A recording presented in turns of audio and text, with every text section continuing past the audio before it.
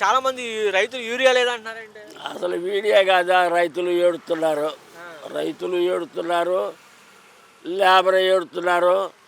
ఇక నాయంటి ముసలాడికి 4,000 వస్తే పర్వాలేదు, నాకు 4,000 ఇచ్చాడని సంబరపడుతున్నాం. కానీ ఏమీ లేదు, జగన్ ప్రభుత్వమే బాగుంది. జగన్ ప్రభుత్వం బియ్యం అన్నాడు, తెల్ల బియ్యం అన్నాడు, నల్ల బియ్యం అన్నాడు. ఏం బియ్యం అయ్యి ఉడుకుతున్నాయా, సత్తనయ్యా?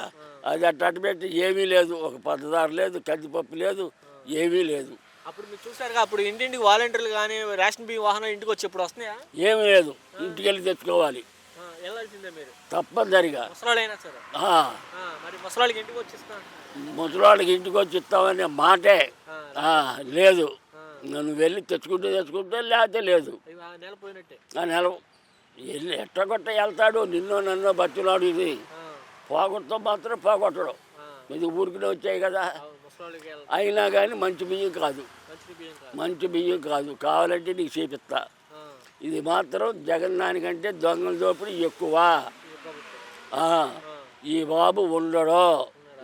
మేము 10 మంది కూర్చుంటాం తాగేసాట బారులో, 50 మంది కూర్చుంటాం, 50 రకాలుగా మాట్లాడతారు. నువ్వు ఎవరినైనా సరే బారులోకి వెళ్ళి ఈ ప్రభుత్వం ఎట్లుందని అడుగు, వీలుగా ఉంటే మిమ్మల్ని కూడా కొడతారు తాగేవాడు.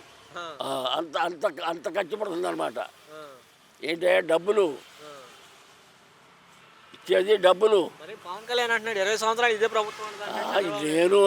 నేను నుంచుంటాను గెలుస్తానని. ఎందుకు ఆ మాటలో?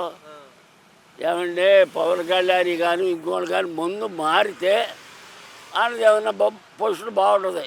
ముందు మారపోతే నేను చెట్టు కింద కూర్చొని చెబుతున్నాను, ఈ ప్రభుత్వం ఉండదు.